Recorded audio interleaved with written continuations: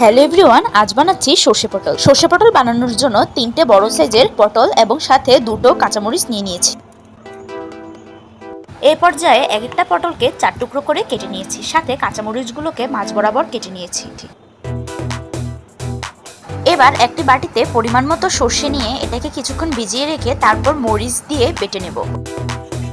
পাটায় বাটা মশলা দিয়ে তরকারি রান্না করলে কিন্তু একটা আলাদাই অন্যরকম স্বাদ আসে।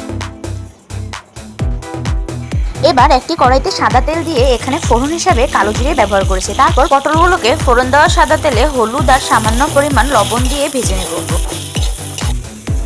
এবার একটি বাটিতে মরিচ গুঁড়ো আর হলুদ গুঁড়োর একটি পেস্ট বানিয়ে পটলের সাথে নেড়েচেড়ে নেব।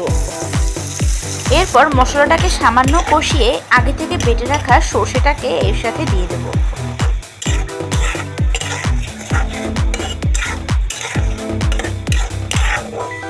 এ পর্যায়ে সর্ষেটাকে পটলের সাথে ভালোভাবে মিশিয়ে স্বাদমতো লবণ দিয়ে দিচ্ছি।